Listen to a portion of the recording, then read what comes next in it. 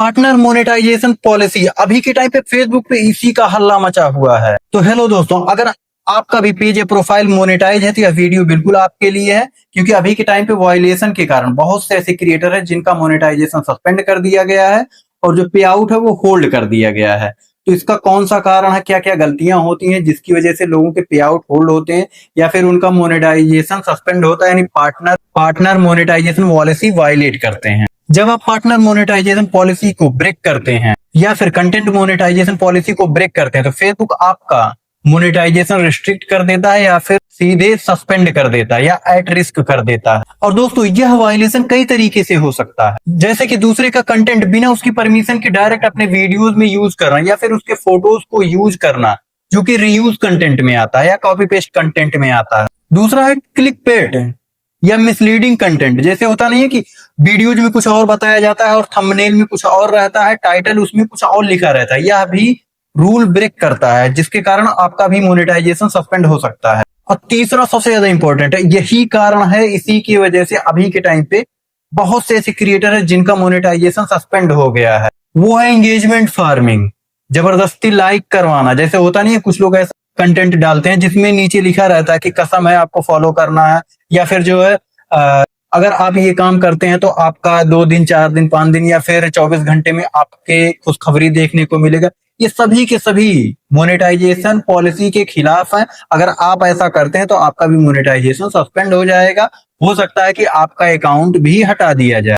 चौथा, community standard. जैसे होता नहीं कि बहुत से ऐसे क्रिएटर होते हैं जो वायलेंस वाले कंटेंट डालते हैं, हेट स्पीच, किसी के लिए दुर्व्यवहार रखते हैं, किसी धार्मिक या ऐसी चीजों का पोस्ट करते हैं, वो भी मोनेटाइजेशन के खिलाफ है, मोनेटाइजेशन पॉलिसी के खिलाफ है। इसके रिगार्डिंग भी आपका मोनेटाइजेशन बंद हो सकता है, आपका अकाउंट परमानेंटली डिसेबल हो सकता है या फिर डिलीट हो सकता है। अब सबसे बड़ा सवाल ये आता है, अगर मान लीजिए अनजाने कोई वायलेशन आ जाता है तो उसमें हमें क्या करना है, कौन से कदम उठाने हैं। तो देखिए, सबसे पहला, फेसबुक ज्यादातर कोई भी वायलेशन देने से पहले आपको वार्निंग देता है। आपके डैशबोर्ड में कोई ना कोई वार्निंग जरूर आती है कि आप इस चीज का दुरुपयोग कर रहे हैं, अगर आप लगातार करेंगे तो आप में ये प्रॉब्लम आ जाएगी, या फिर टेम्परेरी आपको रिस्ट्रिक्शन दे दिया जाता है, जैसे 1 हफ्ते 10 दिन 15 दिन। लेकिन अगर आप बात नहीं मानते, आप बार बार वही गलती दोहराते हैं तो आपका पेज या प्रोफाइल डिमोनेटाइज कर दिया जाता है। आपका पेज या प्रोफाइल रहता तो है, उस पर आप पोस्ट तो करते हैं, लेकिन रिकमेंडेशन रोक दी जाती है और आपका मोनेटाइजेशन सस्पेंड कर दिया जाता है।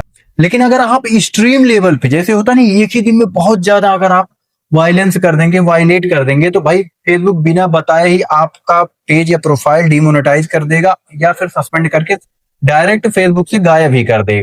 तो देखिए भाई, इससे बचने का सबसे सिंपल सा एक तरीका मैं आपको बताता हूं कि आपको देखिए कोई भी ऐसा क्लिक पेड नहीं यूज करना है जिसमें आप मिसलीडिंग कोई बात कहे हो। कहने का मतलब है कि जिस टाइप का आपका वीडियो, जिस टाइप का आपका कंटेंट है, उसी टाइप से आपको टाइटल लगाना है, उसी टाइप से आपको थंबनेल जनरेट करना है।